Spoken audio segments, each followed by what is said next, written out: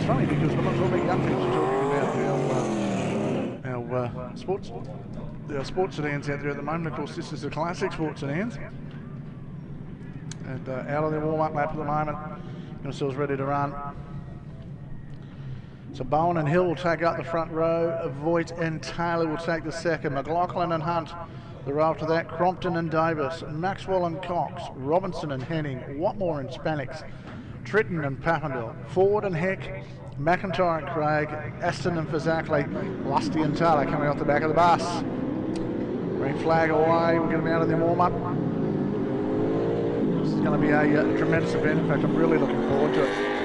The racing has been sensational in this category all weekend. And Dwayne Taylor has finally found a bit of the well, he's lucky.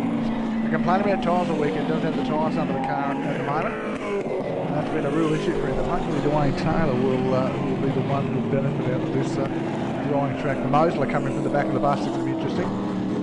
A few cars coming from out the back there as well. Taylor, Watson and Ray Connell. Ray Connell joins us again, and one of the best HQ steerers in the world.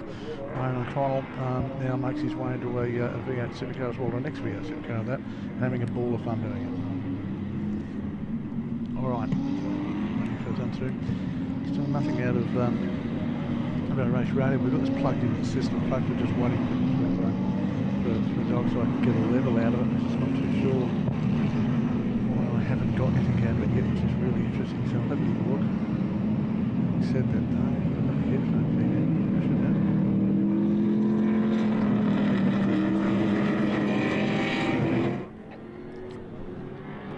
Alright.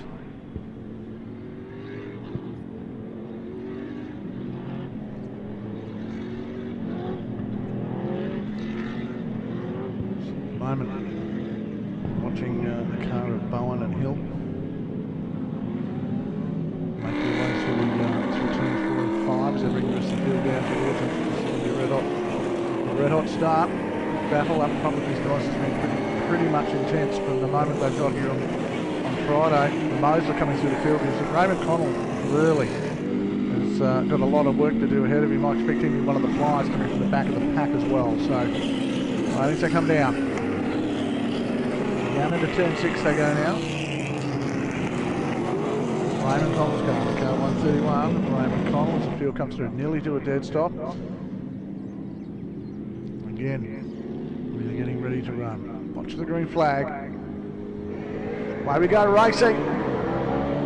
Well, again it was Bowen who had the start. There's nothing that Hill could have done about that. McLaughlin's got straight up in there and his Crompton coming with him as well. So this little battle's going to be a cracker as these guys open up down the back straight. Power of the two of the fastest cars on track will be the car of McLaughlin and also the car of Crompton. McLaughlin starting to power away. Here comes Crompton as well. Two purpose-built sports sedans out there doing a fantastic job of getting themselves clear of some of the cars that they normally don't run. Oh, McLaughlin on the outside there. Look at Voigt in the Porsche there, sticking his nose in as well as this red hot battle as Crompton and McLaughlin go at it. Crompton back on the inside. Will he outbrake McLaughlin going into turn 4? Got the job done, jumps on the inside, and now it is Crompton who's come from fairly well back about position 6, finds himself in P2 at the moment. He's out in the hunt for Bowen, and this is going to be the battle. Bowen, McLaughlin, Voigt, then back to Hill, then back to the car of Davis, the rest of the field now starting to stream through. Cal Watmore's got a good start as well, and there's Raymond Connell. But here comes the Mosley as well, coming through the field. Back to Taylor in the Civic. Bowen leads. Then back to the car of Crompton, and Crompton sticks his nose down the inside. Couldn't get that job done. The back straight will be ample enough room for him to get through if he's going to have a red hot crack. Look at them starting to push through. They are really starting to come from the back. Taylor's car again losing something out of the back. But Bowen's got the pace in straight line to hold off. Oh, look at Crompton under brakes. That is one hell of a dive bomb. If you'd have got that made, that would have been sensational to watch. But he didn't. McLaughlin stayed with him as well. And it looks to me like Bowen might be being a little bit precautious actually at the moment of not trying to push these brakes as hard as he needs to when the car's cold. He's being a little bit cautious.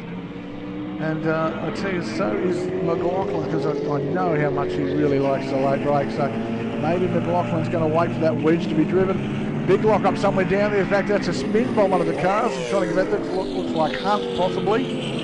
Not too sure. There's been a spin further back in the field. In fact, it was the 888 car of Davis that was the problem. Further back as we, it wasn't on screen, but out the moment, there it is. There's Crompton. He's made his way through. He's down in front of Bowen. So Crompton, Bowen, McLaughlin. Stevie Boyd's back there. I don't know whether he can actually keep pace with Porsche Black. It's probably the straight line speed of these guys. They are unbelievably quick, very slippery race cars. But now Bowen's got the job to do. Can he match the pace of the flying Phil Crompton out front? Crompton in the later model Trans Am style Ford Mustang being chased by Bowen. Bob Jolly car and back to the car of McLaughlin. The Commodore. Keep in mind that car with McLaughlin's is also driven by the very fast Alfa Mo driver from Western Australia who did some time in that car and they did a great job of maybe tweaking it a little bit because McLaughlin's definitely been on a better pace since it's had a touch of the magic wand waved over it, so they've done a great job of getting that car outrun. Looking at this battle out front though, but there's still no one can touch that car out front, and it is the car of Crompton who is by far the pace of the field at the moment. He is doing such a good job.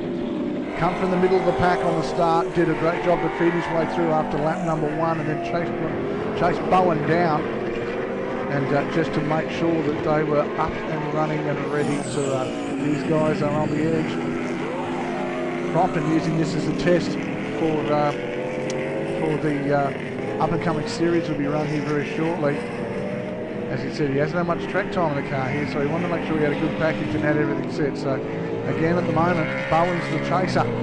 Can't do much about the pace. You've got Crompton out there doing 11.8 that time round and Bowen doing 13.3. So definitely a speed differential between the two guys. And they just cannot cope with the pace of this man out front. He is by far just opened up a very, very fine lead, and it's now starting to build on that as each lap gets away. Bowen sitting there. Well, I'll let him for a while. I did well yesterday. McLaughlin's got no answer for Bowen either, so this is status quo for these two. Cox has found his way past Voigt. And that, of course, is another one of the sports sedans that run the National Series, the Mopar-powered Saab. As they make their way through. 4 laps remaining, half race distance completed. This is a cracker. Day 2 here of the 2 days of Thunder. Being brought to you by Shannons. It's great to have these guys on board. And it's great to have people that share our passion, which is our cars and our motorsport. Out front though, it is again still a car Crompton. We're focusing on the car of Bowen at the moment because he's the only one that's really within shot of these guys. And you can see that difference. McLaughlin with status quo between those pair. They're not really much difference in time. They can't gain on each other. They can't find any time at all to try and find a way past. They know they can kiss first goodbye. He's gone. Crompton has left the building. Elvis is well and truly bolted out front, but the guys chasing for second and third. That's where the battle will be. Look at this. You can see McLaughlin now starting to become a bit more aggressive. He started to turn the wick up looking for a bit more power, but whether that's going to come to the rear wheels and keep it down, I don't know, because at the moment, watching the attitude of the car's getting a little loose and he's getting a loss of traction coming out of the corner, which means he is trying awfully hard to get this car off the turn as quick as he can. Bowen's car, as you saw yesterday, seems to have a better setup, gets the power to the ground a whole lot easier. Whether they're similar in power, it just seems to be that Bowen has a better car out of the corner. Straight line speed, McLaughlin may have a little bit slipperier shape, and actually he does a little bit better that way. So the balances between the two is pretty much cancels each other out, and both drivers have pluses and minuses. It doesn't make one faster than the other. But at the moment, out of that battle it is Bowen that is doing the job. Cox is starting to close. He's pulling some good times in, but he's not quick enough at the moment, I think, to get on the back of this battle. He's decided, well, maybe 4's going to be where I want to run. I'm not too upset with that. Hunt's the one who's starting to come forward in the supercar. And watch this space, because he has really driven that car well yesterday afternoon. He was pushing as hard as he dare may. Once again, he's still learning to get his head around this brand new race car. And we'll come later into the shot. As you see them come around to our race leaders coming through, you can see Shannons was just on the exit of turn 5 then as these guys made their way into turn 6. So he got caught in the pack trying to find a way through, and he's now got a whole lot of work to do to try and find his way onto the back of these two cars battling for second and third. Long shot of the track, there he is there. We talked about the Falcon. And here he is coming through the bottom. That's an X, if I'm not mistaken, that is the X888 car. And interesting to see that old race cars never die, they just come back with someone else owning them. And again, look at this pace of these cars down the back straight. The long back straight here at Queensland Raceway. Where you get to open up the taps on the car and run it out to its maximum speed. It's interesting to see. We look at it, oh, that's not a good shot in the foreground. That's Cal Watmore in the crossover. This guy is normally on the money. That car is so reliable. Well, Cal Watmore, unfortunately, has parked the Nissan Silvia the Sil 180. He's parked it up, and it is going to go no further. Here's second. That's the car of Bowen. Nice shot on the exit of 5. So Bowen doing a great job here. Nothing you can do about Crompton. As I said, the horse is bolted there. 2 laps remaining. Crompton now has done a 1:11.14 on the national circuit. That's rapid.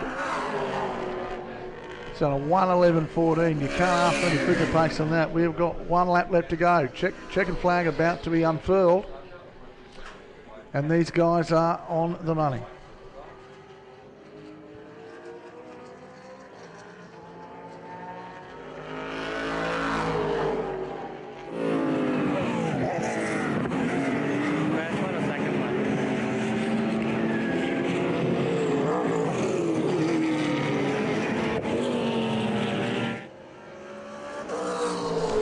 Well, oh, a problem on the front straight. Who was that?